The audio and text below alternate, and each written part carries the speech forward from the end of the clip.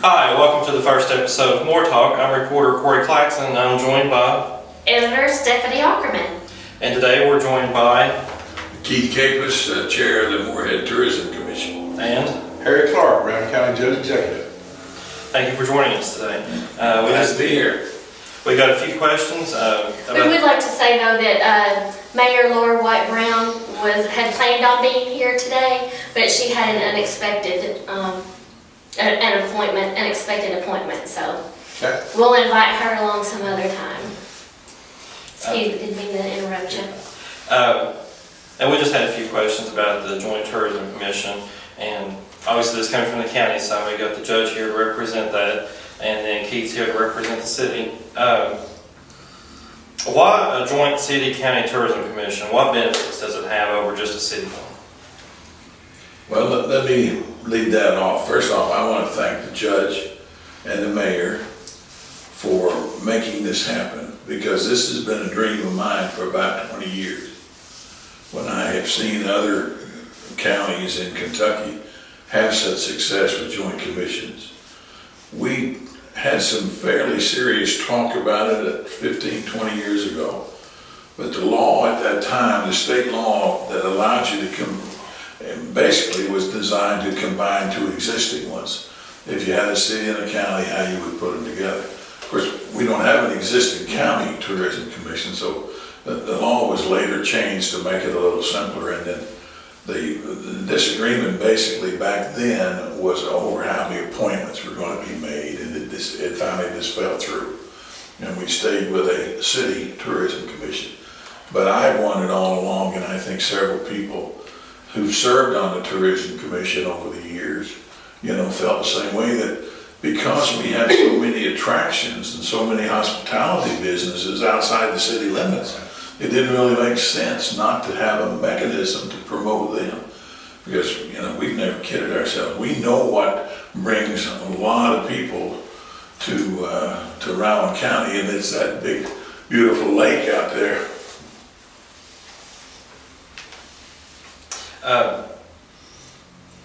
So the city will continue to have the city will continue to have a 3% transient room tax, correct? That's correct. Actually, it's 4%, because if a city or county government collects it, they get to keep part of it for a handling fee to cover their expenses.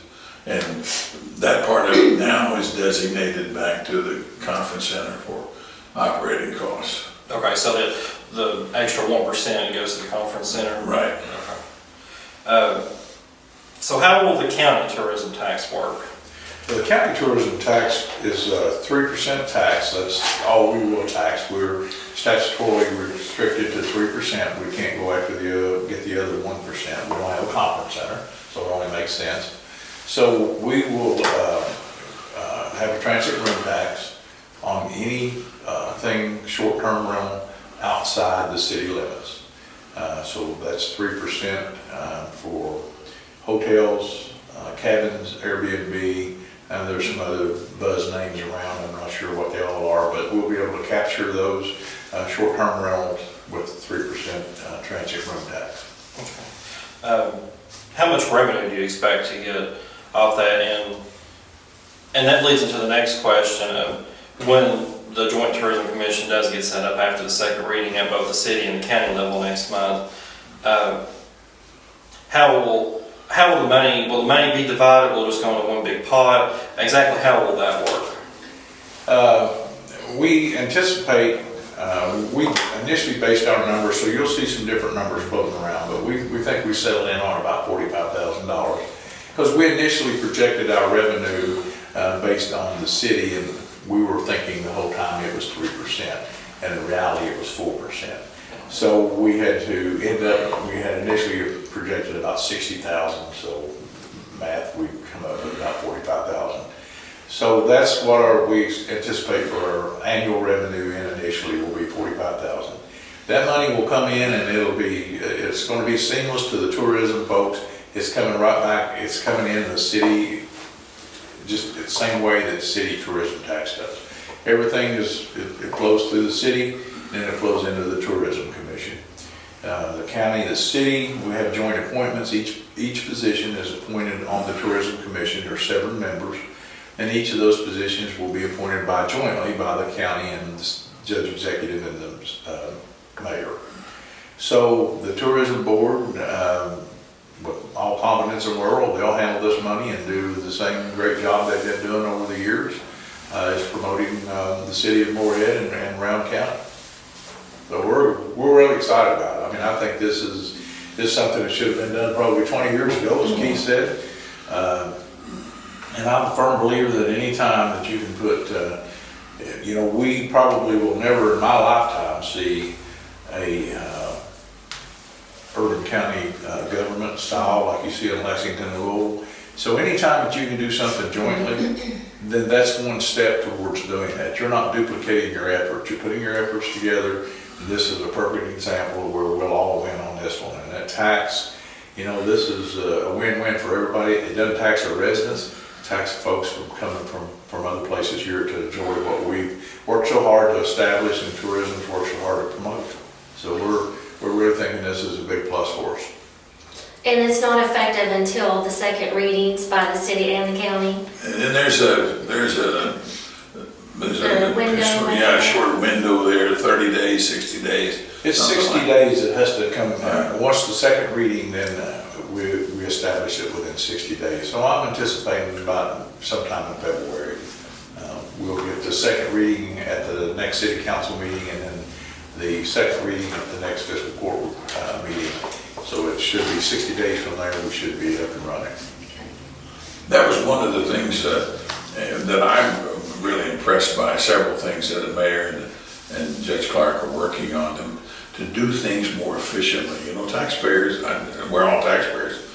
People complain, when they see duplication of services and, that, hey, why don't we manage public money like we manage our own money kind of thing, And I think this is a big step forward in the idea of using an interlocal agreement, to specify how the city, is going to perform these functions on behalf of the Joint Commission, We're not going to duplicate another staff, that sort of thing. That's very progressive. And my friend Harry and Laura are doing a wonderful job of meshing city and county government. I'm, like most property owners, I don't want to pay any more than I have to, Have there been any thoughts about long-term plans about how this revenue would be spent? I know that a city pool is still very popular for a lot of residents. I'll take a part of that question. I addressed the Tourism Commission Board yesterday, and they asked me what I thought would change with Tourism Commission Board when this is enacted. And I told them the same thing I just said. The Tourism Commission is doing a great job. What I would like to do, and what I would have liked to have done by ordinance, but you can't do it. I would like to have a portion of that, and they have a line item in their budget, and it's I forget the exact name of it. It's capital expenditure. There we go. It's an escrow account. Yeah. So what I would like for the board to do, and it's their choice to do what they want to do, but I'd like to see a portion of this money, maybe 1.5% from the county, that goes into this capital assets, where that we can use that and for seed money, and perhaps if we see something we want to build, we'll have the money to engage an architect to pay the drawings of it, and then maybe down the road, if we decide we're going to build something, it'll be seed money that we can, and it'll also indicate a steady revenue stream that if we ever wanted to try to get any kind of funding for something, and it shows a very good gesture on the county and city's part. Anytime you're trying to look for grant money or something, they say that you have skin in the game yourself. So it's a real benefit. But that would just be a request from my part, and tourism, again, they're the experts in this, and they'll use it as they see fit. From I certainly agree with what the judge said. From my perspective, and I've been on and off the Tourism Commission for 25 years. I've been chair now for the last 14 years. But I feel an obligation initially to relook at the distribution of our marketing funds on what we're promoting, because there are a lot of attractions, a lot of hospitality businesses out in the county, And, I think we have to have a border-to-border effort, promote everything we have. And I've been pleasantly surprised to find out how many of those Airbnbs and Vermo, vacation rentals by owners and so forth, how many of those there are. And Airbnb, of course, has already made an agreement with the Commonwealth of Kentucky. They're going to collect the tax in each of their areas, so that's going to be a big leap forward for us. But I want to make sure that the people out at the lake and other places, folks that have helped us with trails and so forth, that we pay attention to them. Because that's a growing segment of tourism, the whole notion of adventure tourism.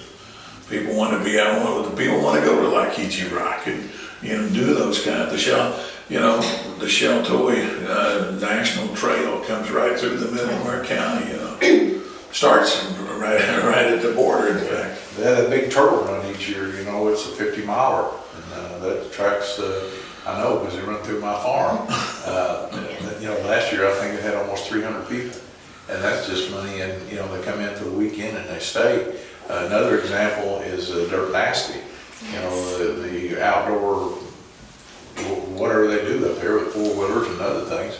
But that's a perfect example of us being allowed to, being a part of tourism with the county, as they can reach out and now promote some of these things. And it's just going to bring more people into these hotels. So, and it's just, the hotels, all they're doing is putting it on a bill. The other benefit to being joint tourism with the county and the city, you have to have so many Airbnbs before the Airbnb will actually begin to collect the money for you and oversee that.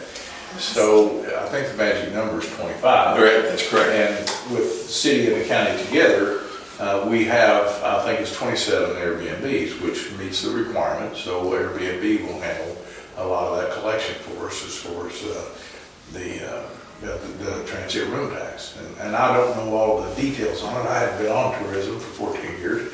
So that'll be tourism's thing, but I do know that it's a huge benefit to be able to have enough numbers that Airbnb will help you with this.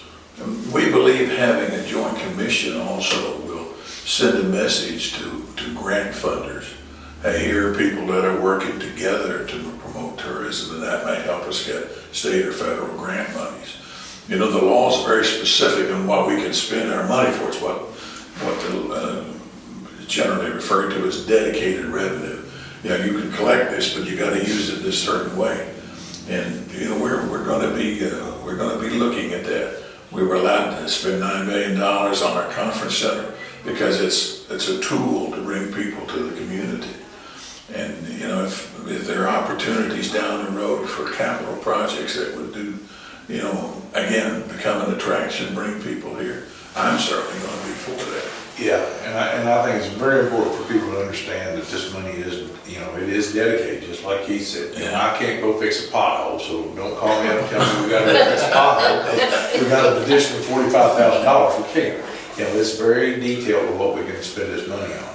And another example of working jointly is the Laughlin Center, and it ties to tourism. We undertook that project to get that together. One, we wanted a venue for all of the citizens of Rowan County to be able to utilize, older folks, younger folks, and it's working out very well. With this new tourism dollars that we have, we will more than likely be able to market that maybe and have some tournaments held in that. So, it all goes together with additional, if it comes out to $45,000, additional $45,000 go a long way in attracting some tourism into the Laughlin Center for some tournaments and those kind of things. So and that's just another example. I like to bring that up. How the city and the county has been working together is to make things happen. And that is another perfectly good example of that.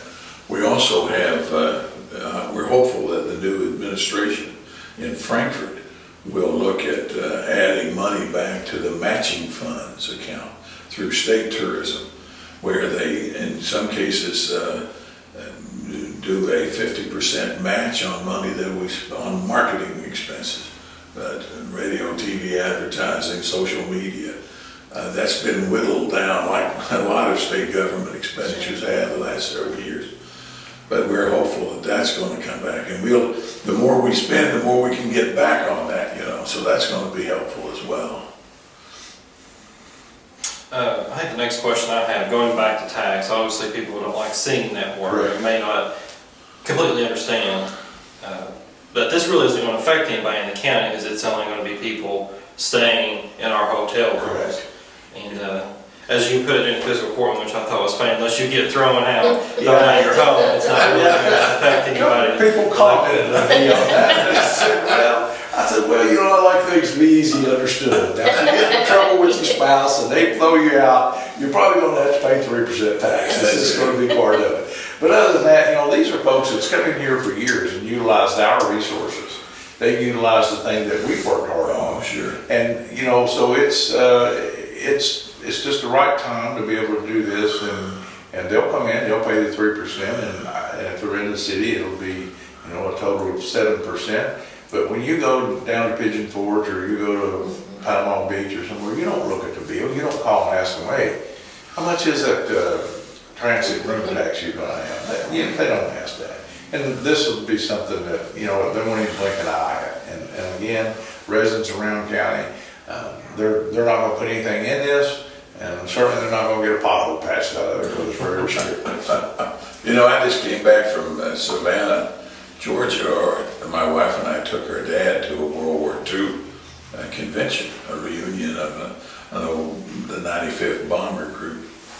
And the hotel that we stayed in right on the Savannah River, down in the middle of the historic district, the tax we paid was 16.75%.